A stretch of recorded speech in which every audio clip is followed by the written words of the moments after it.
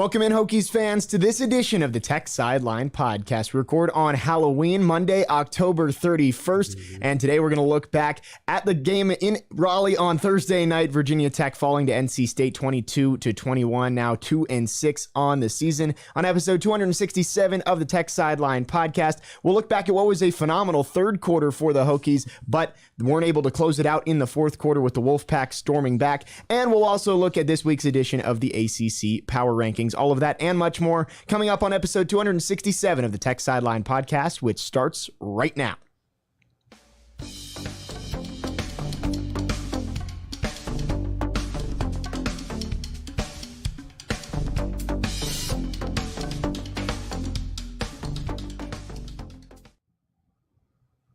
Happy Halloween, Hokies fans, and welcome into episode 267 of the Tech Sideline Podcast. However you are listening, or if you are watching on our YouTube channel, we do ask if you are on YouTube, please like, comment, subscribe, and turn notifications on so you know when the podcast goes live every week. If you are in the live chat, please drop your questions and comments for Will and Chris. We'll get to those with David at the end of the show.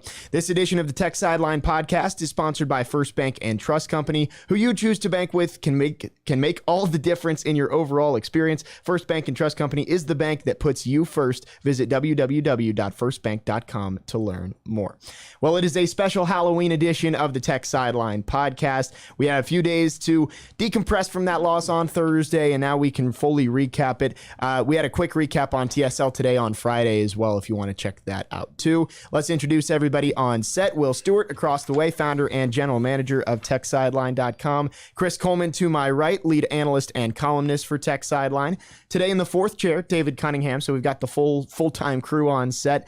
The managing editor for Tech Sideline, and behind the scenes, Giovanni Heater making his full podcast debut as the best podcast producer in the land. And I'm your host, Jake Lyman. Let's dive into the game from Thursday. Obviously, the result, not what you would hope for, but let's start with the positive. The offense probably had its best quarter of the season in the third, put up 21 points, over 250 yards, and Grant Wells and Caleb Smith really led the way. An 85-yard touchdown and a 50-yard throw that set up another one.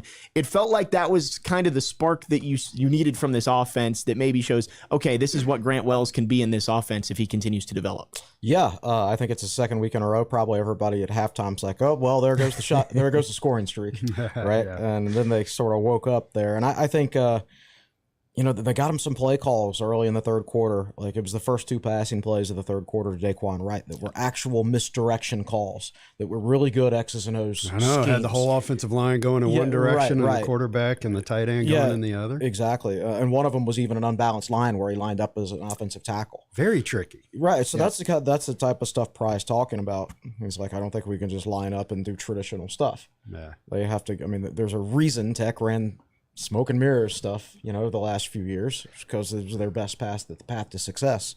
And I want to talk about Wells since you brought that up. Yeah, listen to this. Yeah. So people talk about, you can't look at football in traditional stats anymore. I don't even know why they keep them. Like, it's a very 1990s way. Guilty as charged. So you look at it, 11 of 22. That doesn't sound good. All right. His adjusted completion percentage was 68.4%. Now, what that does, it takes drops, throwaways, where you're pressured and you just throw it out of bounds, and balls batted down at the line of scrimmage. It takes that out of the equation. Interesting. So, and basically, I think the official name of it is, let's see, it's the percentage of aim passes thrown on target, completions plus dropped. So, basically, he completed a high percent of his passes when he actually had someone to throw to, when he wasn't throwing it away and when it wasn't dropped. Right. Big time throw rate of 12.5%, which is a very high number. 28 dropbacks total. He was pressured on, let me see if I can find this, 17 of his 28 dropbacks. Wow, he graded out at 84.4. Which is a darn good grade. It's a borderline elite grade. Yeah. So when he actually had a chance to do something in this game, he did it. He's just not he didn't get any help from his teammates. And for most of the game, first half certainly, I don't know that he got much help from his coaching staff either. So a really good game by Wells. I'm sick of the stuff about putting the backup quarterback. Rarely is that the right solution, and it's certainly not the solution now. Well, Wells made those 2 great throws to Smith. I believe the 50-yard one, he evaded pressure, moved out right, and just threw it up, and Smith made the grab. And that's another thing that they, on some of Tech's more successful plays, like I believe it was the one of the Daquan Wright plays that they had when everybody went left except for Daquan Wright, and then they also had Wells rolling out to the right. And Pry earlier this year said that it was too easy for opposing defenses to draw bead on the Tech offense. And he says that from the perspective of a defensive coordinator. And I think what he's talking about not only is maybe Tech is easy to read schematically, but they always just drop Wells back to the exact same spot on every play. So you have to change his release point at some point, and they changed his release point on that play. So more of that, please. Speaking of the 1990s, it reminds me of when quarterbacks were drop-back quarterbacks. And Corey Moore could just be like, I know exactly where that quarterback's going to be. We've talked about that game at Pitt in 1999 where I've lost who their quarterback was. It may have been John Turman.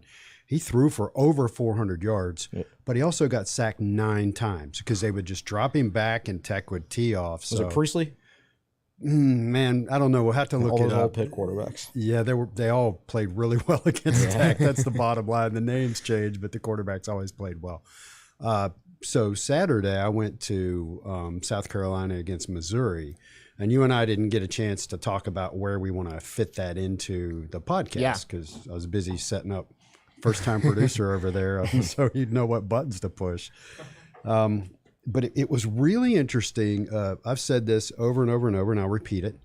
When I watch a game, I'm not very analytical at all. It's the flow of the game, the emotion. Are we going to win? Are we going to lose? But when I went to see South Carolina and Missouri, I was there visiting my middle son, and we were rooting for South Carolina. But if South Carolina loses, they're not really my team, and it doesn't really affect my business, or my message boards. So I was able to be a little bit more detached, and it was interesting watching that game. 2 drives in, I knew South Carolina was in big trouble. Missouri came in 3-4. South Carolina came in 5-2 and favored by 3.5 points. So you're thinking, oh, South Carolina, they'll go out and play halfway decent, they'll win. But you knew two possessions for each team in, it was not looking good. And it was a feel thing. The South Carolina offense looked to me like the Virginia Tech offense has looked most of the year. Just not very tricky, not blocking very well, just struggling with stuff. And Missouri was the opposite.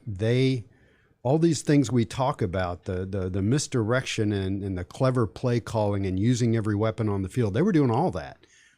And so they're going up. Now they only scored 23 points. It's not like they hung 40 on South Carolina. They won 23-10. So it's not like they ran up and down the field on them. But I grabbed my phone. Wi-Fi works in Williams-Brice. I grabbed my phone and I pulled up their stats. This is the number 92 offense in the country coming into the game, Missouri. Number 99 passing and 92 rushing, I believe is how it broke out. This is not a good offense. And yet they look good. And I asked a Missouri fan after the game, I was like, you guys look pretty good on offense. He said, well, the quarterback's a freshman, and he's starting to get some things. But it was very much one team looked like they were doing good stuff on offense, and they looked comfortable, and that was Missouri. And South Carolina did not. The one touchdown drive they had, 2 phenomenal runs by their running back, Marshawn Lloyd, running up the middle, right up the gut, nothing tricky, and breaking it at literally a 90-degree angle to the outside and picking up yardage. They had a nice pass down the middle to a guy that looked like a tight end, may have been, I don't know. I don't know their roster. And Missouri helped them with a couple of penalties. But it took this huge effort just to get that 170, 75-yard drive to score. This is not relevant to Virginia Tech, but it's always interesting to go into somebody else's house. And by the time I left, I knew the name of South Carolina's offensive coordinator because people were just cussing him up on side and down. No one likes their offensive coordinator. That's the toughest job to have.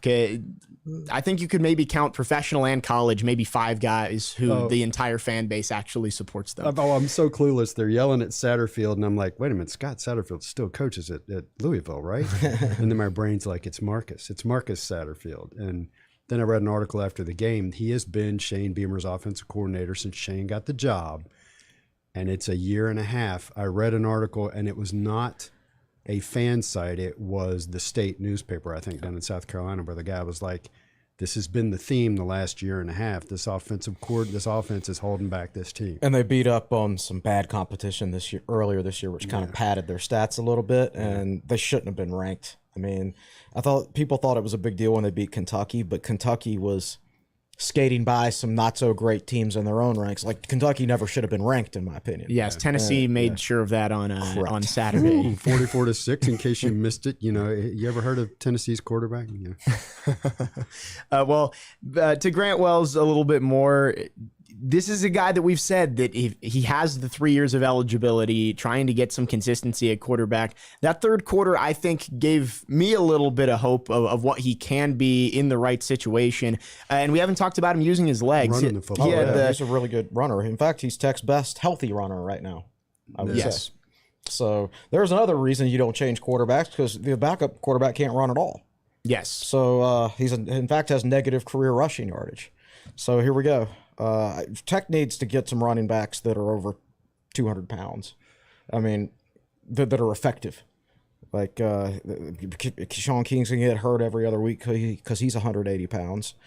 Malachi Thomas, you get him back. I don't think he's coming back anytime soon. Yeah. When you get carted off the field, I would obviously, he's not going to play this week. I would try to have him available, assuming nothing's broken. I have no idea, but maybe he can play against UVA. Yeah. So if he's 100%, play him against UVA. At that point, you can still redshirt him because that's only his 4th game. This is why I'm so adamant, though, about redshirting players who aren't physically ready.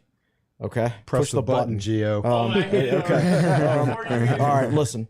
This is a brutal physical game is what football is. And if you get out there and you have to play a ton of snaps before you're physically ready, you're going to end up getting yourself hurt. So he didn't redshirt last year because, Tech needed him to play, which was kind of silly, even though he was undersized, but that's just the way the program was. But if you'd been able to redshirt last year and you're not dressing out for games and you're just 100% focused, yes, you're practicing, of course, but you're 100% focused on nutrition. You're 100% focused on the weight room. And you add a lot of body mass and things like that in that redshirt year, that makes you less susceptible to injuries in the future. And now he's never had that benefit. And even if he redshirts this year, it's not going to be a real redshirt because he spent the whole season hurt, yeah. Right? And it's the same thing. Like Keyshawn King had to be Virginia Tech's number 2 running back when he was a true freshman, and he shouldn't have been. So that those were depth problems. And, you can understand it because our 2019, Tech had a pretty solid football team, and you don't want to sacrifice a win or two maybe for something like that. And even the same way last year. I mean, Tech, they went 6-6. They had some opportunities in some other games too. So you had a decent football team last year for his job, right? Yeah. So, but this year it's like at some point you have to take a hit and redshirt guys. And that's why I've been so adamant about not playing Cam Johnson. Yeah. Right. Because he's 160 pounds. I outweigh him by 20 pounds. If you're if you play him too many snaps, he's going to end up getting hurt. But the problem is you're dressing him for all these games, which means he's not. You're practicing him as if he's going to play, which means you can't heavy lift him during the week, which means he's not making as much progress during his redshirt year, which will probably be his redshirt year, as he should be. So I actually really like this staff's approach to redshirting and player development and everything, but I wish they would have handled Cam Johnson a little bit differently because, he's probably still going to be undersized next year because he's not getting a real redshirt year. Yeah, I think that's going to be a battle that he fights his whole career because he's just not a big guy to start with. Yeah. Back to the Grant Wells thing. Everybody, it's one thing to say, oh, we might go 4-8 this year, and then it's another watch it actually happen. And you want it to stop, and you want to fix something, and you want things to get better. Quarterbacks take time. I mean, I was guilty of thinking Grant Wells, you could just drop Grant Wells right in and he'd go off because he had 5,500 career passing yards. And yes, there might still be some coaching and scheme issues there. That's a separate discussion. Just stick with him. Keep developing him. You go back to the Kenny Pickett example. Kenny Pickett wasn't all that great until his 5th year in the program. Right. Fifth year playing, Yeah. And now he's starting for the Steelers. Just stay the course, because I can already see it coming in the offseason. Devin Farrell. We need a guy that can run. We got to start Devin Farrell. Well, then that's 20 years in a row with a new starting quarterback. Right. Get out of that trend, please. Yeah, how about we bring Farrell along at a good pace, bulk him up, redshirt him, have him learn the offense, and keep working with Grant Wells and keep making him better, because you've seen the plays he can make with his arm and his legs. Yeah, exactly. And I think certainly he's got physical talent. Yeah. Like that's undeniable. So That's step one. right, exactly. So I feel like if he's a hard worker and he has physical talent, then he should be able to develop. And if he's not, then that's not Grant Wells' fault, the way I see it. I mean, we've talked about those 3 plays he had in the third quarter. The touchdown to Caleb Smith, perfectly placed over the shoulder, evades pressure, hits him for another 50-yard pass, and then the last touchdown where he somehow stayed in bounds. I don't know how he did it and got to the pylon. Not a lot of quarterbacks can make those plays. Obviously, needs more consistency, but he showed that he can be that guy moving forward for Virginia Tech. Yes, and I'd like to see what he could do with if he had another quality wide receiver to go along with Caleb Smith, and if he wasn't pressured on 17 of 28 dropbacks. And that may be why you're not seeing Bryce Duke in there. Maybe Bryce would be because he played one play and blew a pressure and got Wells killed. Right. Yeah. Well, we've been talking about the third quarter a lot. We have to talk about the offense outside of the third quarter. I was looking up the stats on this to prep for the pod, and it was worse than I thought in those 3 quarters. I mean, I think you watch it and you realize that the offense didn't do much. But outside of the third quarter, every single drive ended in a punt. Just 2 first downs, 1 came on a penalty, 42 yards combined in the first, second, and fourth quarters. And in the game total, 1 for 11 on third downs. 2 weeks in a row, or 2 games in a row for Virginia Tech where the offense does nothing outside of one big quarter. How does this team find some consistency on the offensive side? It's interesting you asked that question. I don't have the answer to that question. And you haven't even mentioned the 10 false starts. Yes, I have that. I have that coming up. It's like the second sector or whatever. And if I remember correctly, that was 5 in the first quarter. There was 3 on 1 on the first drive of the game, I want to say. Within, they lined up 4 times and false started 3 times. Yep. I don't have the answer to that, folks. I don't know if anybody's watching the podcast expecting us to answer. I don't know why that happens. I played offensive line for 5 years, believe it or not, but that was really simple. It was drive blocking, and it was either on 1, 2, or 3, and you just waited for the quarterback to yell hut 1, hut 2, or hut 3, and then you hit the guy in front of you. It's different than these guys and the complexity of the offense and that sort of thing. And I've lost my train of thought. That's terrible. It happens. So Tech had 5 false starts in the first quarter. 2 of them were on punts. On the punt team. Yes. The first 2 punts of the game. Yeah. So what I was going to say was a larger point. Thank you, David, for filling in there. By the way, can you look up how many carries Izzy Abanikanda has for Pitt if you want to talk about for the season, for durability? So one of the things I'm starting to do, and I'm going to start on this in my column today, I'm starting to look at, Virginia Tech went 2-9 in 1987 and 3-8 in 1988. And I'm going to go back and study that more, not because I'm comparing Brent Pry to Frank Beamer, but that was so long ago that I don't really remember the specifics all that well. So I want to look at things like penalties and how many points did they lose by. And we're seeing all the ugly details of this team as it finds new ways to win, lose. And so I just want to go back and look at that and try to remember, what was it like to actually live through that? What did they look like? Because then suddenly in 1989, I think they went 6-4-1 or 6-5, and I know that when you watch this team, it looks like they're a long way away.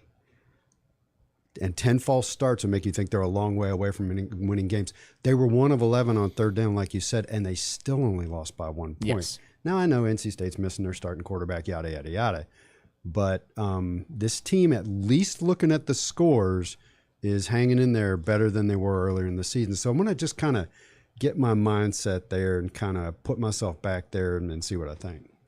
The answer to your question, Will, Israel Abanikanda ranks third in the NCAA in rushing yards this year. He has 183 carries for 16 touchdowns and 1,086 yards. He's averaging 5.93 yards per carry. Wow. So 180 and how many games have they played? 8? 8 games. He's averaging 22, I think. And remember, he missed a half with his arm in a sling, and then the next Yes. week he rushed for 320 yards. Yeah, so he's averaging, when he's healthy, close to 25 carries a game. That is durable.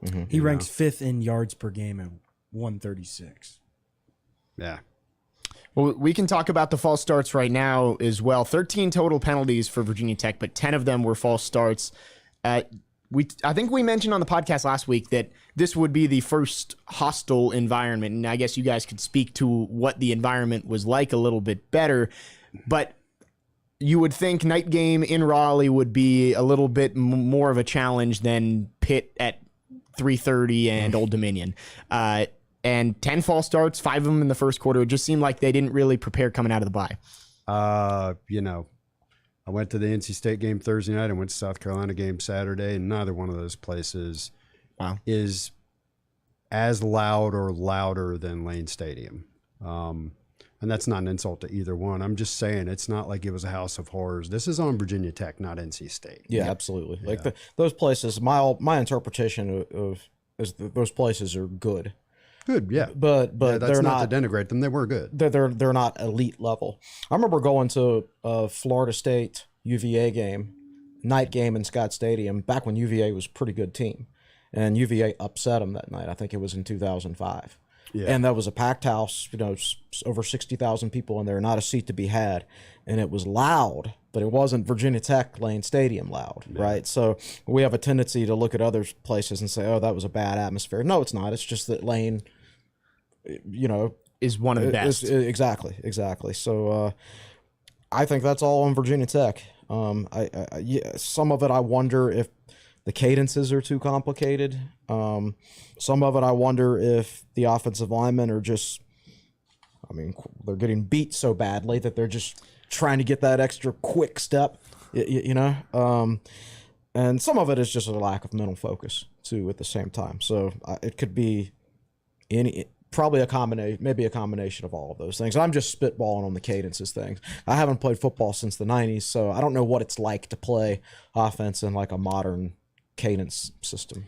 And I believe all 5 offensive linemen had at least one false start. Even Johnny Jordan, I think they got him for lifting his head up or something like that. He had 3 bad snaps too. Yes. God, and he had a bad snap on one of those plays to Daquan Wright early in the third quarter on that first drive, and you're like, God, even a successful play, we almost screwed up. Yeah, I think you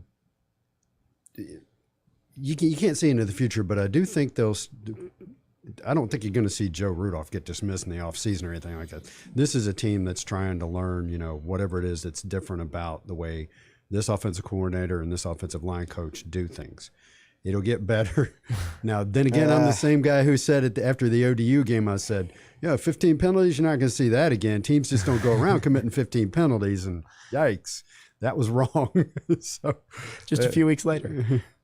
Well, let's talk about the fourth quarter a little bit here. We were talking right before we started recording. Chance Black dropping both kickoffs to start the fourth quarter. Tech started those 2 drives at the 9-yard line and the 4-yard line, and that was when NC State really made their run. It was right after NC State made it 21-10, I believe, was the first dropped one, and then they went right down, made it 21-16, and then another dropped one.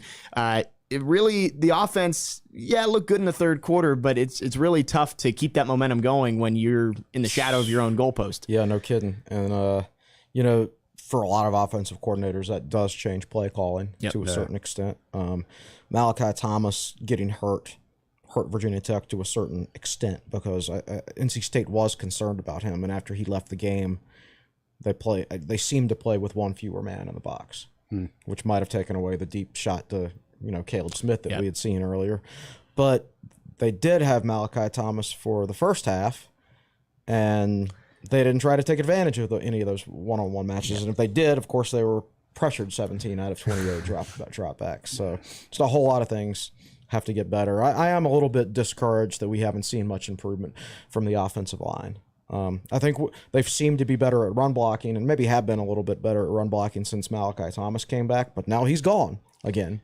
And their pass protection has regressed. Like NC State only came into this game with 8 sacks on the year, right? And how many they have in this one? 4? 4. Yeah, and a lot of pressures. And a lot of pressures. And not all of that's on the line. The running backs had one, but there was one miscommunication just between the left guard and the left tackle, and it was the left guard's fault, I'm pretty sure. Just on a basic like blitz, or I forget whether it was a blitz or a stunt, but it killed a drive. Yeah, I want to say it was that Peyton Wilson just shot through the gap and no one touched him. No one touched him, right. You shouldn't be having those mental breakdowns at this point, especially coming off a bye week. So I'm not going to say maybe I should say, yes, I'm discouraged by that the fact that they haven't shown any improvement. Well, and the other area where I think the criticism is fair is just catch the kickoff. Fair catch the kickoff. Yeah. Well, first you have to actually catch it. but yes. So there's that. So we haven't returned a kickoff successfully all year. And these days you can fair catch them and get it at the 25. Tech's averaging 17.3 yards per kickoff return. Yeah, just fair catch it and take it at the 25. Now the problem with that is I expect it's going to be Bryce Duke back there returning them from now on. So are we actually going to blow his red shirt on fair catching kickoffs the rest of the season, right? I don't want to do that either. Like on the rare chance he actually gets to touch the football, I want him to take advantage of that chance and continue to get a feel for the game and everything like that. But you can't really do that by fair catching kickoffs. Points. Yeah. Well, I'll take some of the blame for that second one. I was in the mindset, even when it was 21-10, that Tech was going to win that game. I didn't think there was any way they were going to blow it. I still thought they were going to win. And as the ball was in the air on that second kickoff, I believe my exact words were, "We'll be fine as long as we catch this one." And of course, he dropped it and then almost fumbled it again. It was almost a disaster. So he dropped it. Picked it up, started running, got hit, fumbled it. It knocked in the air over his head. And Jalen Holston, who just happened to be running behind him, caught it. Passing by. You're right, which I actually don't understand. Where was he going? Jalen Holston was supposed to be like the lead blocker, and somehow he's behind him. I don't know how that works. Maybe we were going to run a reverse. Maybe, but if we were going to run a reverse, you would not run it to Jalen Holston. Right, I know. Right, exactly. Know. So. Yeah, I don't know. It was just an Jake, odd don't play. take too much of the blame. I think you can blame it on Chris switching seats, too. That's true. Now, here's my story. So I sit down to watch the game at Champs, and sitting on the far right, and it's 3-0 at halftime. And I just happen to remember that this is the exact same seat, the exact same spot at the bar that I watched the 2014 Wake Forest game. Right? So I'm sitting here thinking 6 quarters of football from this exact spot and 3 total points. Right, no points for Tech. Yeah, so I saw some people I knew on the other end of the bar. So I moved down there at halftime to talk to them, and I'm like, well, maybe we just need to change. If I move, just need to change the scenery. Tech will start scoring. Sure enough. Bam, 3 straight touchdowns, right? And so at that point it's 21-3, and I'm like, I get to write about a win tomorrow. So I got up, I went to the bathroom, I came back, and there's a bunch of kids hanging over my chair getting drinks. And I'm like, I'll just sit right here at the middle of the bar and just, instead of waiting. So as soon as I sat in that seat, NC State came back. Do you guys know what a bleacher buddy is? Young people know what a bleacher buddy is? I don't. Let's just say it's an apparatus you strap to yourself so you don't have to go to the restroom. I'm not going to get one of those. Stay in the stadium. Chris, you might have to just take one for the team. I guess I know where I have to watch the Duke game. Exactly. From that chair. Yeah. Exactly. Yeah, so maybe we both get a little bit of blame on that second dropped kickoff. The offense, obviously, you're backed up against your own goal line. You're not going to be able to do a lot of the things that you want to do. But the offense in the fourth quarter, 8 plays, -4 yards total. Obviously, they put up the 21, thought that was going to be enough, but the offense needed just to get a few first downs, chew some clock, and just couldn't do that. Yeah, and they actually got the benefit of a penalty at one point, a late hit out of bounds, and they did pick up a first down. And so but then they couldn't do anything with that. It's like a switch got flipped. It was like a switch got flipped twice. Like one got switched at halftime and one got switched at the end of the third quarter. So third quarter, if you extrapolate the third quarter total yardage for Virginia Tech out to an entire game, Tech would have finished with over 1,000 yards of total yards of offense. 1,004 to be specific. Caleb Smith would have had 4 touchdowns and 600 yards receiving. But if you extrapolate the fourth quarter out into 4 quarters, they would have finished the game with minus 16 yards of total offense. Yes, that's the same game, same teams. So yeah, they've got a lot of stuff to figure out, I think. There was you probably don't remember this, Chris, but there was a 3-game stretch where Tech played. I think it was Central Florida in the 90s. And UCF struggled to get over 100 yards in every game. Oh, yeah, I remember. Yeah. I don't remember the exact – I wish I had looked it up, but it just went on and on and on. And that's what it reminded me of, hear him say that. Well, the blame can obviously go to the offense for basically doing nothing outside of the third quarter, but the defense that had been so good for the entire game gave up 19 points in the final 18 minutes, I believe. MJ Morris, the true freshman quarterback, started the day 8 of 15 for 81 yards. He finished the day 12 of his last 14, 184 yards and 3 touchdowns. Tech just really didn't have much answers. Credit to Katie for breaking that one out. Yeah, we were. Yeah. You know, he got to throw it once. They played him a little against Syracuse, but they only let him throw it once. So I'm sitting there looking at that box score thinking they really don't trust him. And then Brandon Patterson put the one throw in his preview article last week, and it was a deep ball, and MJ Morris basically threw it into the stands, just about. And I'm like, yeah, they're unless he's made massive improvements this week, probably not going to have a big impact on this game.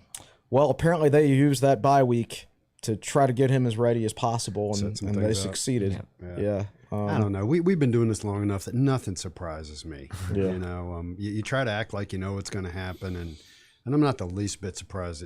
12 of 14, that's nuts. Yep. 5 of those were for 15 or more yards, and 3 of those were for touchdowns. Yep. Ugh. Yeah, and you had some breakdowns. It's like the Penix touchdown, like everybody just the Red Sea party, right? It was almost like they didn't realize he was an eligible receiver. I don't know. It's just what it seemed like. That's probably not the case, but they're clearly playing zone, and somebody who had that zone went to another zone. Went and played man? I don't know. It was Seen that happen. total miscommunication, though. That being said, like, you go a whole half without scoring, you're going to lose most likely. Yes. And when special teams is also a part of it. Right. You know, Yeah. No, and to be fair to the Tech defense, like one of those drives was 52 yards and the other drive was 60 yards. Yeah. Thanks to field position, thanks to drop kickoffs. And punting issues. You know, David, do you know what Peter Moore averaged punting in this game? I want to say it was 39, around there. Yes, something's certainly off, and he's been an awesome player. 39.9 yards. He's been 9 punts and only no touchbacks, which is good, but only 1 punt of 9 inside the 20. Right. Most of those were just like just short fair, punts. and they were most of them for fair caught, but or bounced in front of the returner. Yeah, it's I thought he was hurt against Pitt. I'm like, okay, this is the first game of his career where he's had a bad game. Yeah. Right? And what's he been the starter for the last I don't know. I think he had to start a game at the end of 2020 when Bradburn was hurt. And then he was awesome last year, and he was awesome for the first 5 games or whatever of this year. And then all of a sudden, just like that. So he's either hurt or there's something, or maybe he's been overcoached. I don't know. There's something going on mechanically. He averaged 44.5 yards per punt last year and had 7 touchbacks, and that's in, mind you, 13 games. No, he was all ACC, right? Yeah, he's Tech's only all ACC returning player this year. In 8 games this year, his average is 41 yards, and he only has 2 touchbacks, and he had 24 punts of 50-plus last year, only 12 this year so far. And so something I've noticed, and we may have to go through the film to look back, I think it might be the formation that they're running on punts. When they go out spread, which they've been doing since the Pitt game, I've noticed that's when he has his bad punts. Like that's something that I've kind of keyed in on, is when they come tight and go with max protect, usually he looks like Peter Moore. But when they spread it out, interesting. That's when it's the short one. So I don't know. Maybe he just feels like I don't have as much protection, so I've got to get it off quicker. Or maybe that's how he's being coached to get it off quicker. I don't know. So I don't know. Maybe we need to do a deep dive into that at some point and just see if Jake taking off the play-by-play hat and putting on the analyst yeah. hat. Well, we can't get into it later. You're not going to be here. That's true. I will not. You guys can get into it later. I'll just drop the seed. Jake will read it. We'll watch it. Last thing here before we go to the break on the fourth quarter, the Tech rushing defense that had been phenomenal all day couldn't stop the run on those last couple of plays to get the ball back to the offense. I believe it was 2 plays on third down where kind of had the guy bottled up and slipped through past the sticks. I believe that's the second time this year that's happened. I'm blanking on what the other game was. So many bad things have happened this year that I'm losing track. Where it felt like they had the guy in the backfield to get the ball back with a chance to go win it and just couldn't quite do it. Maybe it was Old Dominion. It was that fourth down play where they had him bottled up in the backfield. Yeah. So defense was great until the fourth quarter. Offense was not good except for the third quarter. Ended up being a 22-21 loss for the Hokies against NC State. We've got more to get into in the second half on the game. Some players on defense who really showed up. We'll talk about the Hokies going winless in October for the first time since 1992, and maybe some light at the end of the tunnel with the schedule starting to lighten up the rest of the way in the ACC Power Rankings. But before we get to our break, David, you got anything for us in the fourth chair? Yeah, I was gonna. First of all, I was going to address the Bowen giving up play calling to Brad Glenn stuff. Because that was a rumor. That was a rumor that was started. Somebody said that Mike Burnop said it on the Virginia Tech Sports Network in the middle of the game, and I confirmed and was told by the Virginia Tech communications staff afterwards that was not true. That did not happen. That was just a rumor. People were asking. I mean, somebody just made it up. Mike Burnop himself said he didn't say it. So there's that. Virginia Tech, 9 players had 10 false start penalties. I put this in my article. The number of career games played between the 9 players who had the 10 false starts, 301. Wow. So a lot of experience giving up those false starts. Tech currently ranks 4th in penalties this year in the country with 70. After Thursday night, they ranked 2nd. Houston has the most with 73.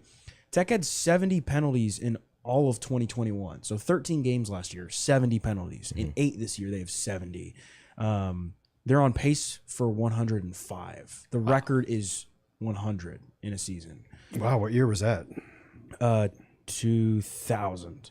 And that team was so good they could just overcome it. Didn't matter. Yeah. Caleb Smith's 85-yard touchdown was the longest since Marcus Davis in 2012 against Pitt. I thought that was really interesting. And that doubled Tech's longest play of the year, which was the 43-yard catch Dwayne Lofton had against Pitt. It's another loss, by the way. So the two most recent longest pass plays ever came in 2 losses. I remember, Tech was so good from like all the way up through 2011. And I remember watching that 2012 Pitt game, and Tech got stomped that day. Oh, it was that and Pitt. it took that big long pass, made the score respectable. But I remember being really worried after that game. And remember Donald Manning? He was supposedly a the name. Yeah. Remember, he was supposedly like a 4-star cornerback recruit, top 100 guy who picked Tech over Alabama and a bunch of schools like that. And that name rings a bell. They had bell. to play him a lot in that game, and he got absolutely torched. And after the season, he transferred out of the program. I don't think he ever played football again. But one of our top recruits ever from a recruiting ranking standpoint. So I'll give you one other nugget, and then I got 2 other nuggets, and I've got a question. Tech, you mentioned it. Tech was 1 of 11 on third down. Fewest third down conversions since Tech had 0 against Central Michigan in 2010. Tech was 0 of 8 on third down in that game. Now, of course, it was Central Michigan. They won by like 25. Well, it was just a bunch of 50-yard touchdowns because we had Tyrod Taylor and David Wilson. And you only get to third down 8 times. You probably did something right. Yeah. And it was a nugget I found, and I will also hold up the Stat Time with Scott Glessner because Scott also pointed it out. 204 yards in the third quarter, the second most passing yards by Virginia Tech in a quarter since 1987, as far as records go back. Brian Randall and Virginia Tech threw for 233 yards against Syracuse in the Carrier Dome in 2002. Yeah. Good Because enough. he threw for over 500 yards in that game. Yeah, and that was in the fourth quarter. And we Still lost. I have a question from Steve B. And Will, you kind of touched on this. If penalties are so easy to correct, as Price stated following the ODU debacle, why is it still happening, and why is Virginia Tech the second most penalized D1 team in the nation? Of course, that was second after Thursday. It's fourth today. Well, that is the question for this team, and I don't have the answer. I think, it kind of depends on the type of penalty. Like, you can sit here and say, like, okay, so a pass interference penalty could simply be because you got beat. You're not as good as the other guy, so you held him. So sometimes a pass interference could be like a talent issue. But, false starts are not necessarily talent. Tech has 27 issues. false starts this year. Alabama obviously has no talent issues, but they're still one of the most penalized teams in the country. Yeah. So sometimes there doesn't seem to be any rhyme or reason to it. I know Parker Clements has 7 penalties this year, and he had 2 all of last year. Yeah. Right? So,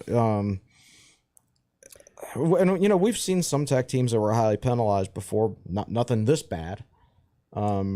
So yeah, I think there's an adjustment period, but I also think that from a penalty standpoint, like you would show a little bit of improvement at some point. Well, and I think it's the nature of the penalties this year. So many of them are pre-snap. Right. Yes. From delay of game to false start to offsides. And those are the ones that drive you a little nuts. And I think you can work on those. Exactly how, I don't know. The coaching staff can watch the play clock better and call timeout so you don't get delay of games. Well, the false start that leads to a delay of game that's happened twice this year already, too. How many false starts are they? Like special teams false starts. Those are the ones that. Well, okay, so agreed. Yeah, the whole thing is jumbled and a mess. Now, here's the thing: if this system has been difficult for the players to pick up, okay, well, what's going to happen in this offseason? Well, if they're smart, they're going to pick up probably 2 receivers in the transfer portal and probably 2 offensive linemen as well. So you're going to have 4 new key players to adjusting to this system, which for our current players has been very difficult to pick up. Right. Yeah. So they're going to have to, if there is an issue with the system, whether it's too complicated and I don't imagine the system itself is too complicated. I mean, we complain about the simplicity of the play calling. I mean, it's football's not.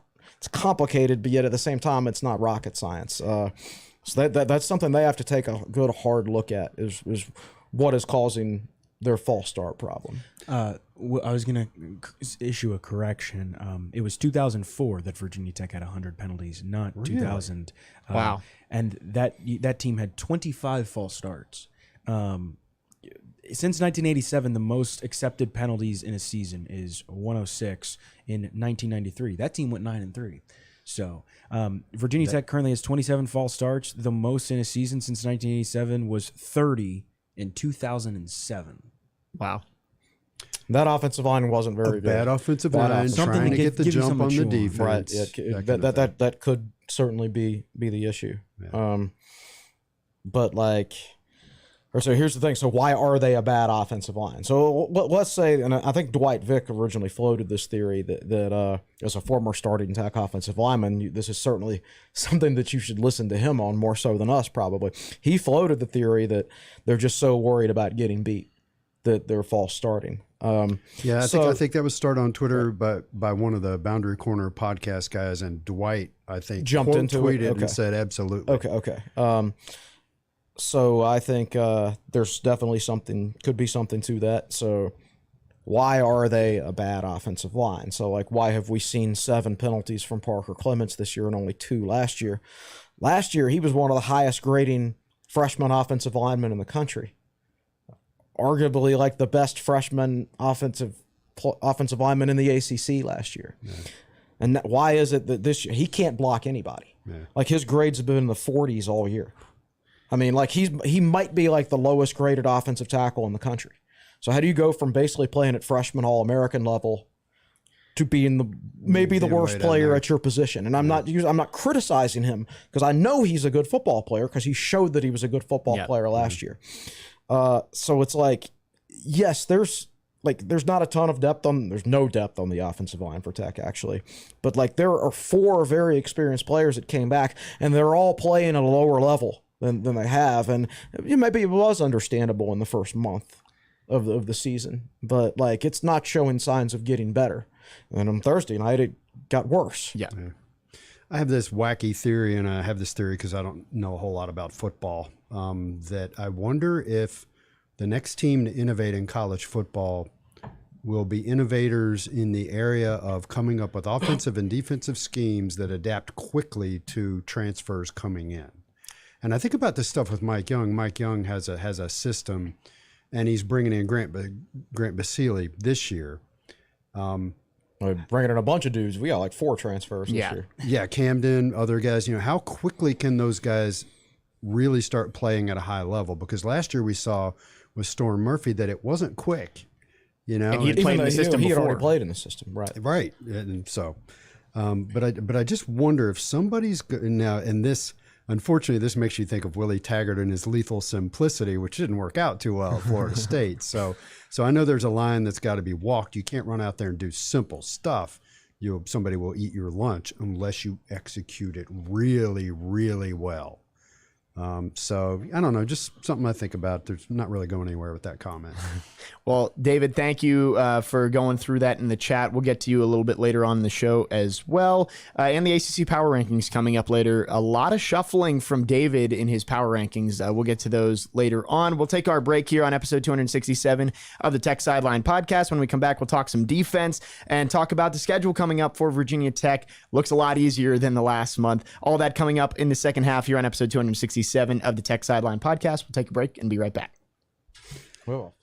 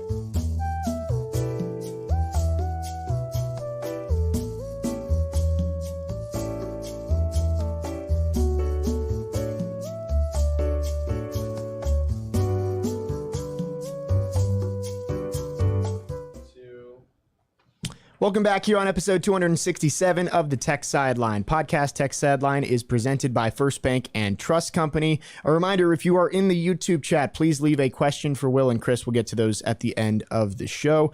Will, I know you want to talk about your experience being at both games. Tech NC State on Thursday, Missouri, South Carolina on Saturday.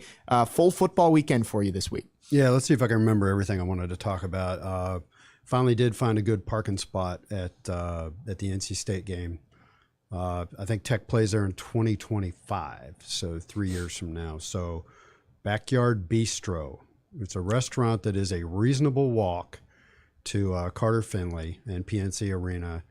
And game day parking is $30. So you pay $30, you park in the parking lot. We just hung out on the back of a pickup truck with some Hokie fans and then walked up to the game. The game experience, Carter Finley's pretty easy to get around.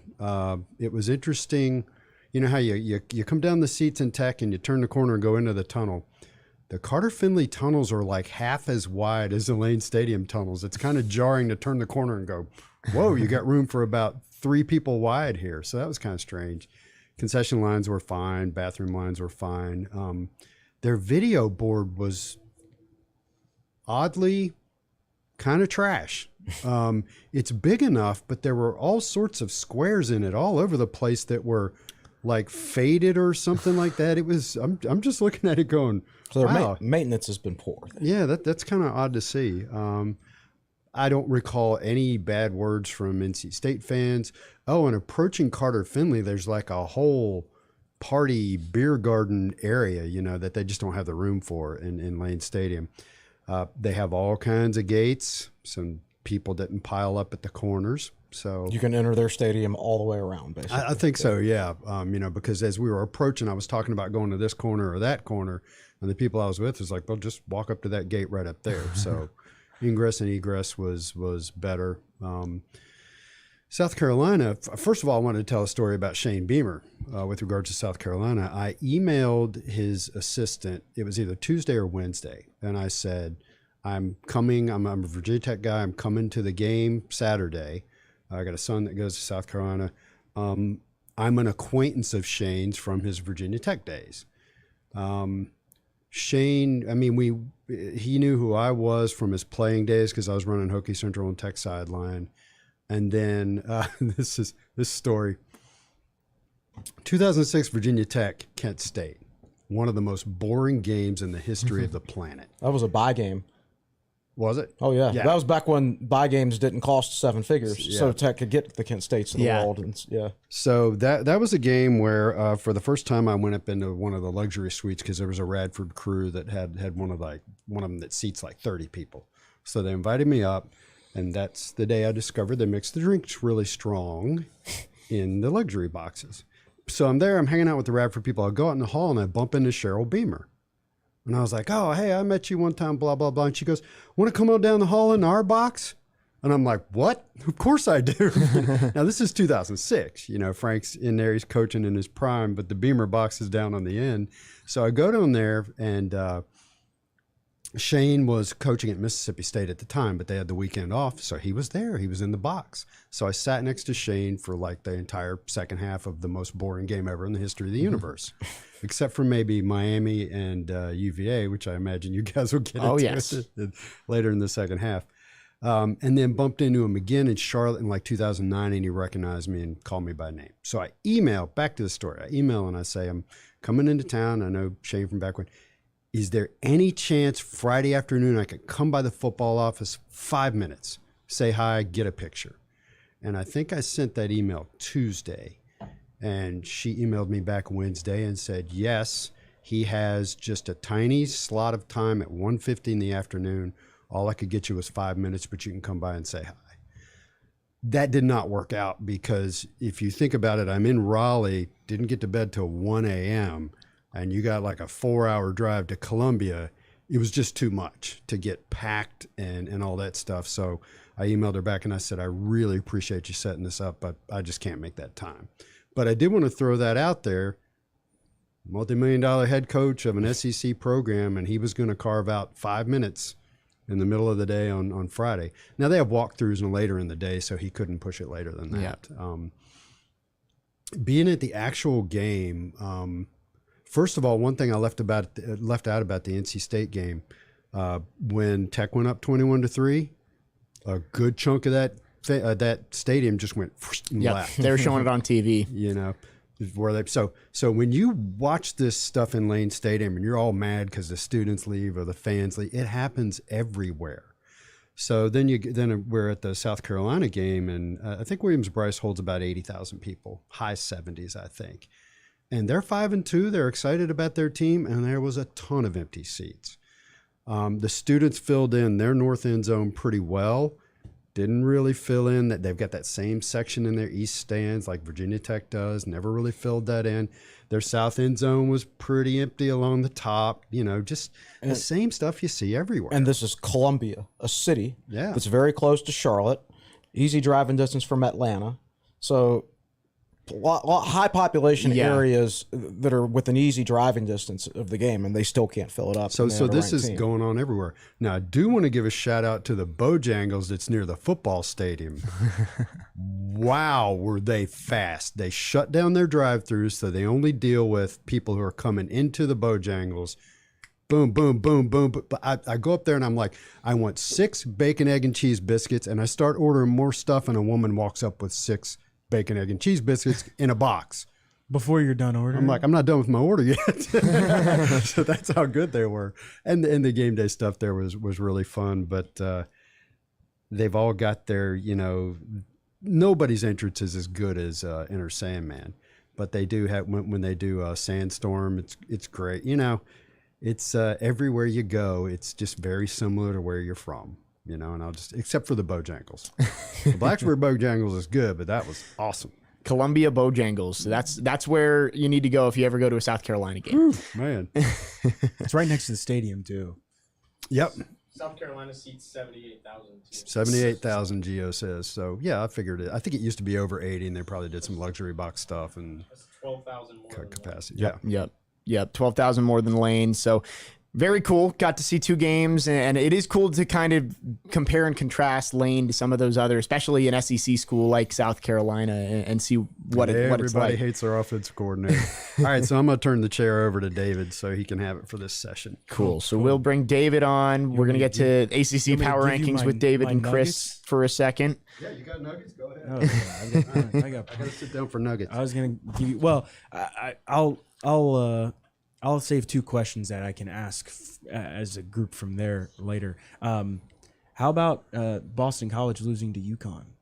Yep. That's Boston College is a bad football It's Virginia Tech's only FBS win of the year. Mm-hmm. And I don't know like what happened to Louisville when they played Boston College. Like if they just left half their team at the airport or something and didn't show up. I don't know how they lost because Boston College is horrible, and we all thought Tech was turning. You know, oh, what a great defense we got this year. No, they just stink. We can spoil a little bit of the ACC Power Rankings. David and Chris both have Boston College last. And they're going to stay last.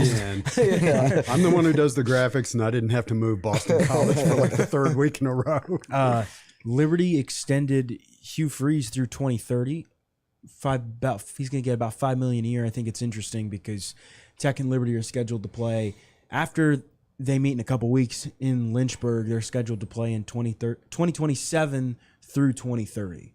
So at the very end of Freeze's tenure, assuming he doesn't leave. I'd be interested to know how much their assistants make, like their coordinators, because there's not a successful coach in the history of football that didn't have good assistant coaches. Yep. And you can even track the peaks and valleys of Virginia Tech football over the last 30 years. Our most successful years came when we had our best assistants, and when we maybe had some questionable hires is when things got worse.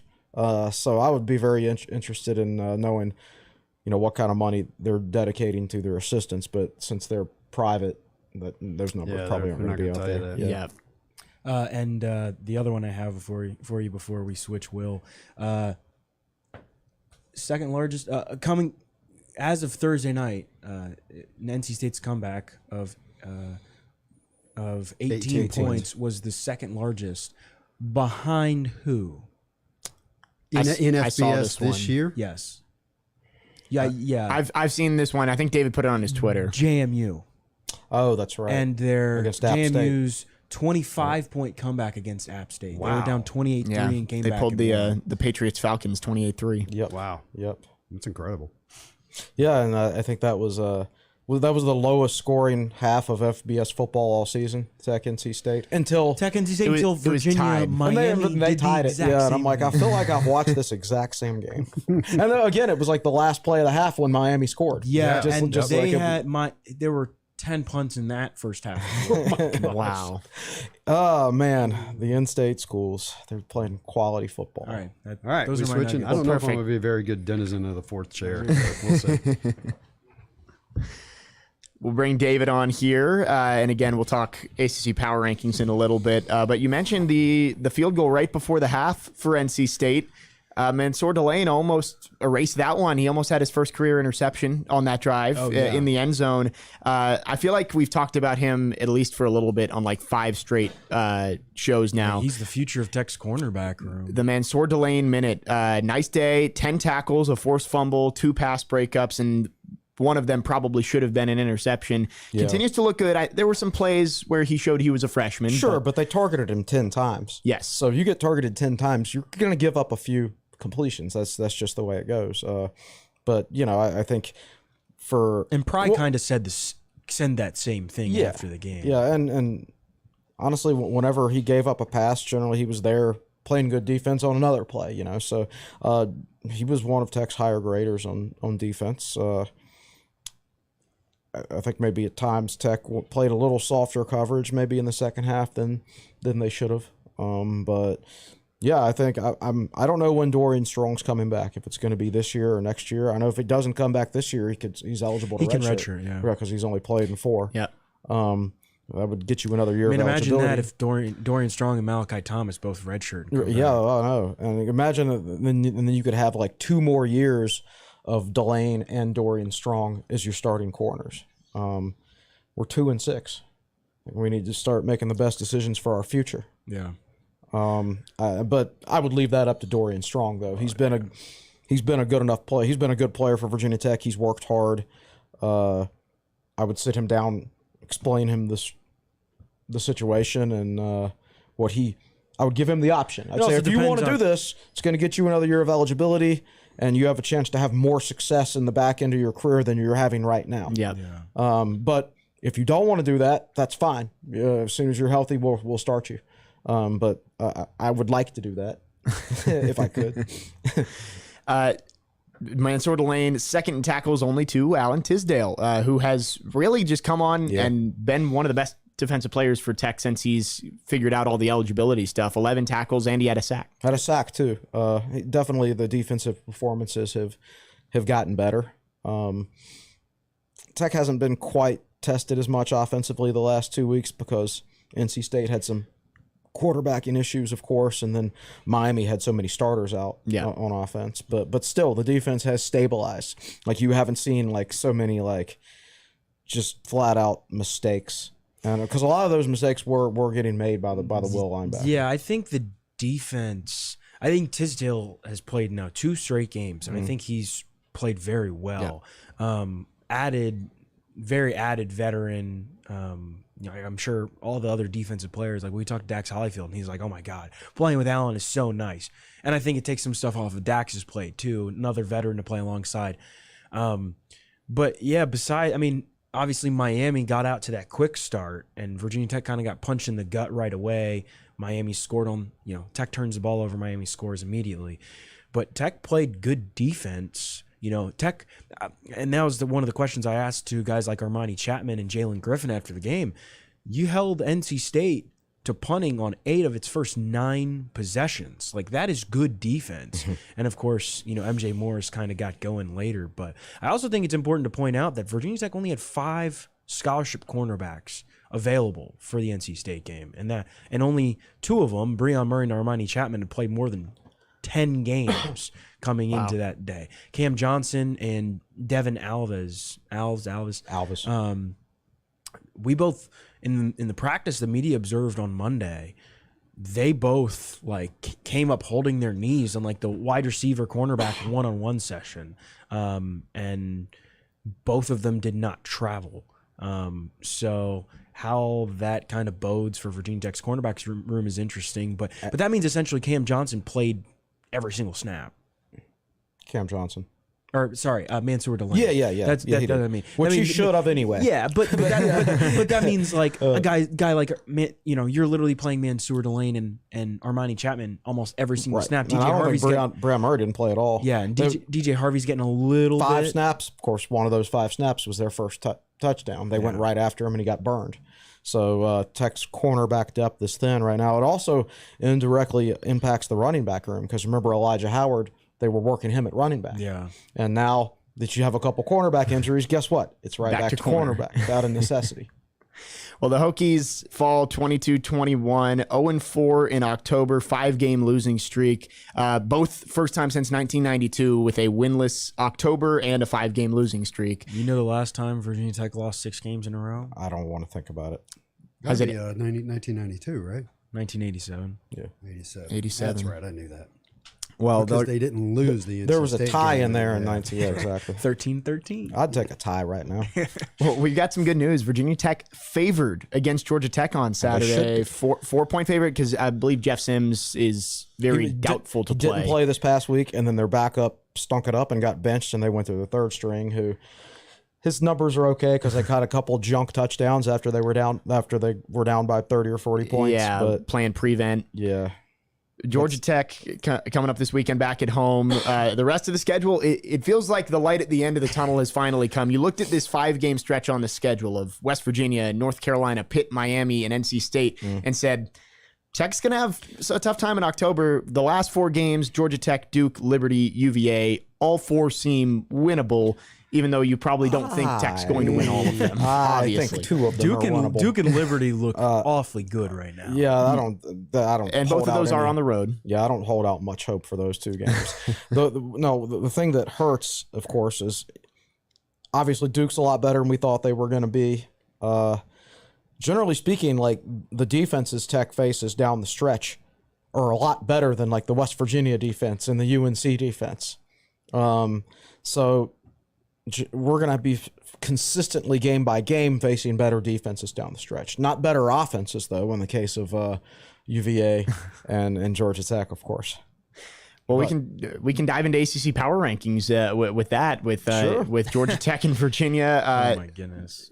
Just a little bit of a spoiler. They're towards the bottom. You know what? And let's start with the bottom here. We've been going at the top, but I like to save a little bit of the intrigue. And David has really shuffled his power rankings. Yeah, you know, this I week. was sitting there. Well, so I didn't bet on Wake Forest, but I run a college football pool with my friends, and I had we pick a lock each week, and it has to be a different team each week, and I had locked Wake Forest. Oh, no. And essentially, if you get it right, you get +3 points. If you get it wrong, it's -3. And I had locked Wake Forest. And I was listening. I was watching that game with Evan Hughes because Bill Roth was on the call. calling the game. Yes, he was. Yep. And then Wake Forest turned the ball over 8 times. Yeah, you just that's shocking for like what 6 of them were in the third quarter, right? And that's like you're just handing Louisville the game. and that's you don't see that from Wake Forest. No. Like that's the one bad game they're going to play over this 2-year stretch. Yeah, Wake went up. So they went down 13-0, I want to say. And then they took a 14-13 lead. 14-13, and then it was 48-14, right? Yeah. Just like that. Everything was turnover. Well, let's start at the bottom here. I already gave away the spoiler that Boston College is 14th in both of your... As they should be. And the bottom 5 is the same for both of you. Georgia Tech, this week's Hokies opponent, 13th. Virginia Tech, 12th. UVA 11th, and Pitt in 10th. So you guys in lockstep on those. I think it's clear at this point that like BC's last. UVA, Tech, and Georgia Tech, I think you can pretty much interchange depending on whose quarterback's healthy and since they're power rankings, who has the most recent win. I've got most recent win, none of them. No, you're right. So I've got Virginia Tech ahead of Georgia Tech this week because Virginia Tech's quarterback is healthy and Georgia Tech's isn't. And Virginia Tech played well for a quarter. Right. And I've got UVA ahead of Virginia Tech, not because I actually think they're better, but because they have one more win on the season. Yeah. Basically. 14-12 lost to Miami in 4 overtimes. thrilling. And that was on RSN, so I hope nobody got a chance to watch it and didn't have to gouge I their couldn't. eyeballs out. I wouldn't have been able to watch it in my house if I'd wanted to. Yeah, there you go. That one was one of the more interesting games of the weekend. Here's where things start to get different. You guys both have Miami in a similar spot after that win in Charlottesville. Chris, you have them 9th. David, you have them 8th. And let me look back.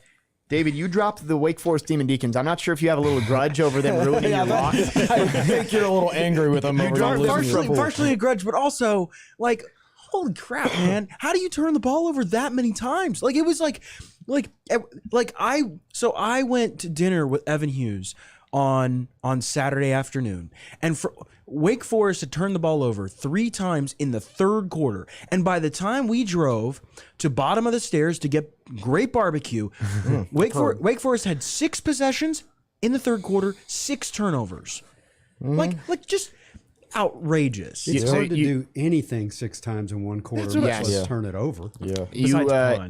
You drop them 1 spot for every turnover. Is that That's pretty much what he did. They dropped from 2 to 9 for you this week. So Wake takes a tumble. What have you done for me lately? That is true. That is true. Chris, you have Duke in the 8th spot, and those two. So right there's the big difference. We haven't seen you guys shuffle it this much. Chris, you have Duke 8th. David, you have Duke 4th. Chris has Wake Forest 4th. David, you have Wake Forest 9th. So starting to see some changes for you guys, not quite in lockstep as you were. I mean, I'm not going to drop. I dropped Wake Forest from 2nd to 4th. 2nd to 4th. So I'm not going to drop them because they lost 1 game. I'm gonna drop them because it was a lot of turnovers, but I also think they'll probably now not have any the next 2 weeks. You know, because it's just that's not something Wake normally does. It's like, oh gosh, name a team that does something really, really, really well, and then Alabama committing penalties. Well, except like, I don't know, it'd be like Alabama. You go into a game and somehow they have 32 rushing yards. Yeah. They can't run the ball or something like that. You know, it's just something that never happens. Yeah, Wake a big tumble for you, and Duke rises all the way up to 4th. So Duke had a bye. So essentially what I did was that's how bad the rest of the league is. I took the 3 teams. Did Clemson play this weekend? They did not. They did. Yeah, well, Clemson's won. North Carolina was fine. Florida State destroyed Georgia Tech. And then I took Duke, who had a bye, and then pretty much everybody else. And I was like, that's the cutoff. Duke is like the cutoff, because I jumped Duke from, where did I have Duke last week? Oh, I had Duke at 7, so I moved Duke from 7 to 4. But well, Louisville got a nice bump for both of you. I don't think we have the original power rankings in here, but I want to say in the original one, Louisville you was both last, had I think. Louisville last. They've won like what, 3 or 4 straight games I've had them as low as like 11. I think is the lowest on these ones, but I think there's one that I don't have here that I think I put them last the first week. I believe so. Yeah, because that's when the West week they had lost to Boston College. Yes, yes, that rings a bell. That they deserved it that week. They've played much better football since then. They're improving as the season goes along. Blowout. Imagine that. So yeah. Bill did call that game. I didn't know he was calling it until like he texted me a picture on Sunday of somewhere in Louisville. There's a big Malik Cunningham billboard, and it's a Planet Fitness ad. It's Malik's Planet with his picture on it and everything. Wow. Yeah, so he has an NIL deal from Planet Fitness. We need to get our players NIL deals. Louisville's got a really good recruiting class coming Malik in. Cunningham, you mean? Not Malik Malik Willis. Wow. Yeah, sorry. Go Jake, though. We were talking about Malik Willis. Yeah, Malik Willis had his Titans great second half yesterday through one pass. And won. Easy day at the office, isn't it? Yeah, but anyway, Malik Cunningham, excuse me, has a nice NIL deal. Louisville's got a really good class coming in, and my understanding of it is Louisville's doing really well with NIL with their current players, and that's really helping them in recruiting. Speaking of Louisville, did you see the Louisville basketball score? No. Somebody tweeted, maybe it was Louisville basketball, tweeted the score from the, or maybe it was Jeff Goodman tweeted the score from Louisville's closed scrimmage, I guess, on Saturday. They lost to Lenore Rhine. I thought it was Kentucky. It was an exhibition game. It was an exhibition. I thought it was Kentucky. Was 57 to 47. It was Louisville Lenore Rhine, right? Lenore Rhine beat Louisville 57-47. 57-47. Well, Louisville certainly stunk last year, remember? So Yes. That's right. maybe they're Yeah, they not- got a new head coach with Kenny Payne. I just thought that was interesting because we're on the topic of Louisville. Because I saw that score and went, what the heck happened? But Wow. Well, the Cardinals have skyrocketed up the power rankings here. Chris, you still have them at 7. David has them all the way up to 5. David, you have Syracuse after back-to-back losses falling to 7. Chris, you have them at 5. Here's Florida State's an interesting one for both of you guys here. David, you gave them a little bit more credit for their blowout win over Georgia Tech than Chris did. You've got the Noles all the way up to 3. Chris, you have them at 6. Florida State did what any competent football team should do okay, against well, a looking at the third-string ACC, quarterback. there are not a lot of bad competent team. football teams Correct. here. Right. So yeah, I mean, like, to me, yes, they won, but like, it didn't quite do enough in my eyes to move them ahead of the teams I've got ahead of them. Let me run through the top 7 for both of you so far. So, David, you've got the Orange at 7. Chris, you have Louisville there. 6 for Chris is Florida State. David has NC State after the win against Virginia Tech. Chris has Syracuse 5. David has Louisville. We mentioned earlier, 4 spot is an interesting one for both of you. Chris, you have the Deacs there at 4, while David has them 9th. David, you have Duke at 4, while Chris has them 8th. And then the 3 spot, the Wolfpack for Chris, NC State, and Florida State for David. But I think the thing everyone can agree, the top 2 teams in the ACC right now are Clemson and UNC in that order. And UNC's not even that good. I mean, all right, you see how bad the ACC is right now. All right, so Notre Dame, who's been a flat, mediocre football team all year, and a bad offensive football team, and they just go and hammer the UNC defense, and then they go and hammer the Syracuse defense and easily win both of those football games. Very mediocre team other than that lost to Marshall and lost to, Stanford. Lost to Stanford, who was totally mediocre. What is Stanford, 3-5 now? Bad. Right. 1-5 that night. Right. So, not a good football team, Notre Dame. Very mediocre football team, and they go and easily handle 2 of the ACC's best. You could argue, like, I think you should definitely say UNC's number 2 right now in terms of power rankings, and you could argue that Syracuse should still be higher than David and I have Syracuse them. did not look good against They them. didn't look good. I'll Those give you Syracuse. yelled at for this. Syracuse. But Syracuse's quarterback, Garrett Schrader, got injured, and he went into the game injured. Right. And they took him out. Right.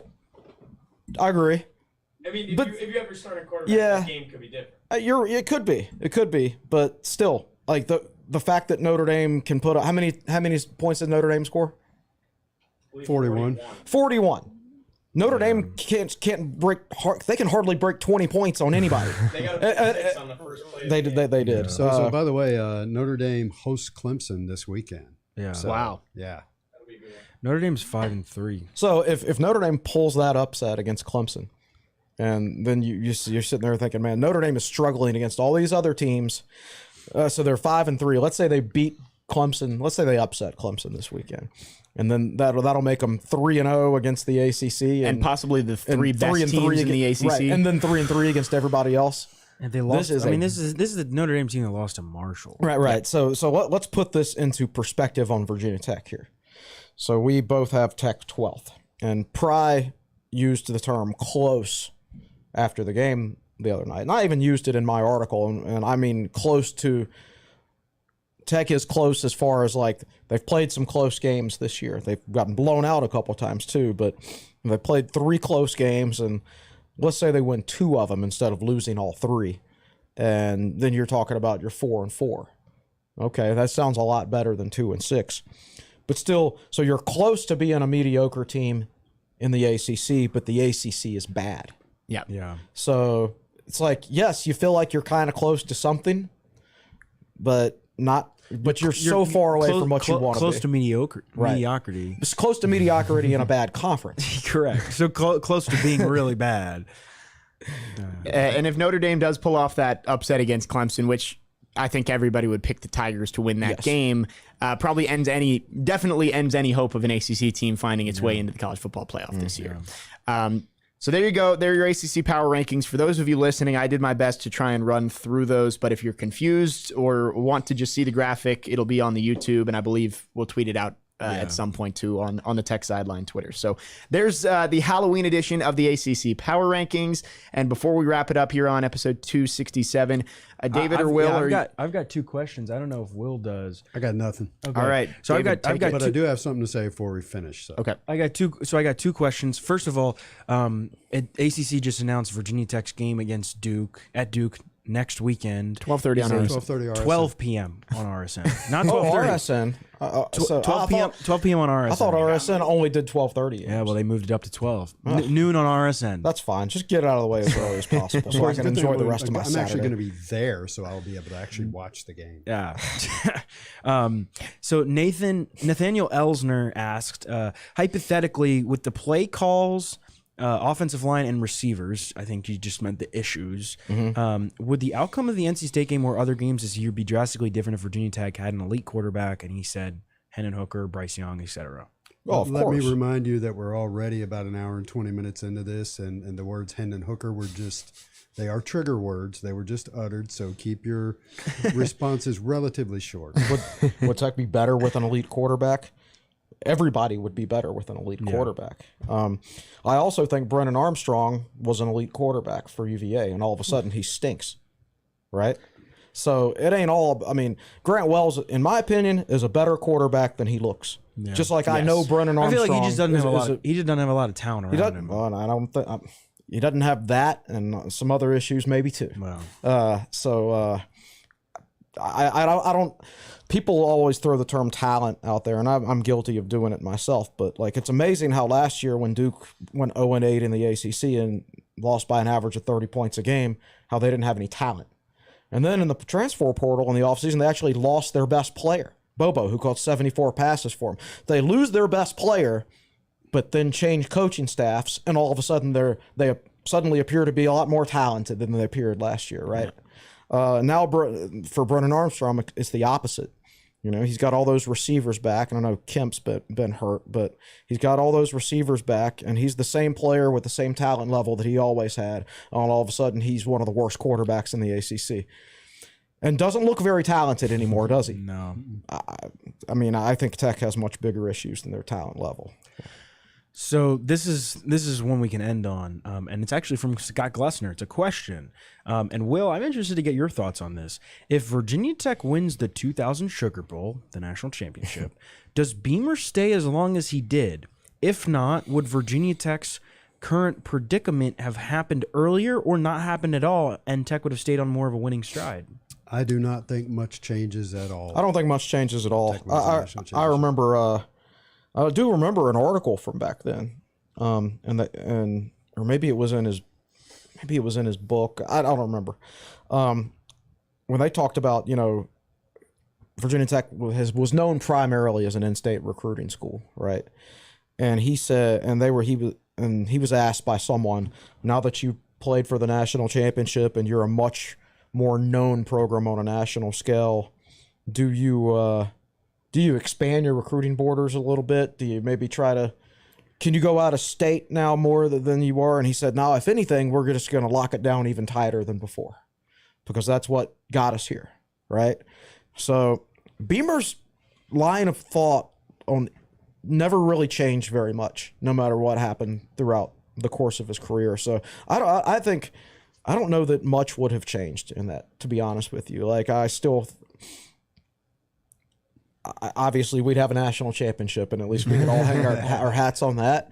But like, I don't think much would have changed. I think as soon as Ricky Bussell left, Steiny would have been offensive coordinator, and 5 years later, Kurt Newsom probably would have been offensive line coach, and would have kind of been the same. I don't think much would have changed personally. Now I suppose you could map out scenarios where it would, and maybe you could write out a what if article or series of articles. So the other thing that and this is no inside knowledge, I haven't talked to Frank, haven't talked to Shane, haven't talked to Cheryl, or even John Boleyn. But one of the things that I believe, and I think somebody actually told me this, that kept Frank hanging on at the end, was he wanted to coach in that Bristol game. And then his health kind of went south. I think that was 2014. And, it just, the walls closed in on him, and he knew it was time to go. But I think that was I think The Battle of Bristol in all, 2016. All of this, yes, all of this discussion. I agree with all of it, but I do think if he'd made it to 2016 and coached in 2016, I think he would have retired after that. I think Frank was ready to retire, but he really wanted to be a part of that game. Yeah, that's probably accurate. I mean, why wouldn't you? Yeah, why wouldn't you? Did you guys go to that game? I did not. Yeah, yep, I was at that game. yeah. I was not. Looked good on I TV. wanted to see the game, so I stayed home and watched it on TV. There you go. It was a lot of fun. They had like pregame concert. I want to say John Party, Sam Hunt, Old Dominion. both Old Dominion all played. That was when Old Dominion was like brand new. Yeah, same with Nobody knew John who they were. Party. I think I had heard one of his songs, and now he's like That's awesome. huge. Cool. Well, that was a good question from Scott Glessner. He had so much to our chat. He's like an honorary member of the show here. Before we wrap up, Will, you said you had something to add in the fourth chair? Yes, congratulations on your new job. Thank you. Really appreciate you hosting today, even though you leave Wednesday morning. Wednesday morning. Yep. That's Yep. very sad, man. But I felt the same way when Evan Hughes left. Oh, what are we gonna do? When's their first game? A week from today. A week from today. Yes. And So, but you'll get a fun weekend in Nashville though. I asked Yeah. you last week, did you finish your Vanderbilt prep finally? So yes, I'm done with my Vanderbilt team prep. I finished Western Kentucky is our opener a week from today in Bowling Green, Kentucky, and then I'm probably somewhere between 25 and 75% done on the next three teams too. So I'm Do you get trying to to travel get anywhere fun? yes. So Yeah. our first weekend we go to Columbia. So we'll be in New York. That's actually my birthday weekend too. So we go to New York the 11th through the 13th, I think, to play Columbia. And then over Thanksgiving, we're in Cancun for the Women's Cancun So Challenge. he gets to go to Cancun, and Evan Hughes gets to go to the Bahamas. Yeah. So apparently, like being a radio guy for a women's basketball team is the way to go these days. I'm not complaining. I will not be complaining. I'll enjoy Thanksgiving Day. We play NC State. Vanderbilt plays NC State at 5:30. I hate that all these fun places that the basketball teams go to, it's always like right before football season ends, so I can't go. Yeah. I can never go. I'm So- actually going to the Tech Men's what's called the Charleston Classic. right. My wife has been wanting to go to Charleston for many, many years, so I'm going to be down there. I will not be at the Liberty game. I'll be watching it because the way that event is structured, they don't play on Saturday. I know. That's why I originally wanted to. I was thinking if I'm going to go, it's going to be this year. 'cause- Yeah. Yeah. It's not too far. Yeah. Now, if that game winds up on RSN, I won't be watching it. But anyway, Jake, man, congratulations. Jake, you thanks for all you've done for Tech Sideline. Well, thank you. Are you going to be living in Nashville or Yes. just outside? Probably 15 minutes from downtown. So Don't we play at Vandy In a couple of years? it's in the Titan Stadium. Crashing at Jake's not the new one place? Not yet. the new one. Yeah. Yeah, so that'll be fun. 2024, I want to say Labor Day weekend, Yeah. something like I'm that. hurrying to look it up. Well, I want I to think thank that's right. I want to thank you guys too. My first week freshman year, I got a text from Bill Roth saying Tech Sideline needs someone to transcribe TTL notes, and it all went from there. And you started doing them, and you're like, "What have I gotten myself into? Why did I Why decide to do say this?" yes to this? It's 2025 that they play 2025. at Vanderbilt in Nissan Stadium. Is that what it's called? Yes. So that's the last year of Nissan Stadium, I believe. So, yeah. Well, that drive to Vanderbilt can get nasty sometimes, going down into it. But we'll definitely try to come see you. Keep that job for a while. I hope so. I hope so. Yeah, it'll be a lot of fun. Lots of fun places to go. I've never been to a lot of the SEC cities, so get to see a lot of those this year. New Year's Day in Baton Rouge, which will be fun. Yeah. So I can't believe this is the last one. I don't know how many of these I've hosted and how many Evan hosted. He hosted way more than I did, but it's been a lot of fun getting to come on here, helping start TSL today. Hopefully Gio behind the scenes can make that continue to roll. And I'll be keeping my subscription to TSL. So that free subscription you've got. All right, well, I think that wraps things up. Before we get out of here, what's coming up on Tech Sideline this week? A week away from basketball. Back to a normal week. Basketball. Yeah, well, David's going to write a basketball article. I've got 2 basketball stories coming in the next couple of days. When do they open? Is it the 7th? A week It's a from week from today. next Monday. It- Yeah, okay, so men's, women's Monday, doubleheader. Women are at 5, men are at 9. 9 o'clock. Wow. Yeah, brutal. But yeah, we've got some basketball stuff. I actually have an article to edit from Jack Brizendine. There was the inter squad wrestling stuff. He talked to Roby and a couple of the the young guys just about how they wrestled. So that should come today. Some basketball stuff because it's almost basketball season. It's a normal week for football. You're doing Monday Thoughts? Yeah, I don't know. It's getting hard to find things to say. I know we talk for an hour and a half here on the podcast, but I guess I'll probably talk about being at NC State, and I got some videos of some of the stuff South Carolina does. When they do Sandstorm and stuff. Looked like you had that. good seats. Yes, and the seats that we had at South Carolina Stadium would be excellent for those early season games because the sun was going down behind us, and we were actually under the press box. So I got that one locked in if I ever go down there again. Awesome. Well, happy Halloween, guys. Any fun plans for Halloween tonight? It is a Monday night. Nah. We got World Series baseball, Monday Night Football. That's true. I'm thinking. I'll probably be watching the World Series. Yeah.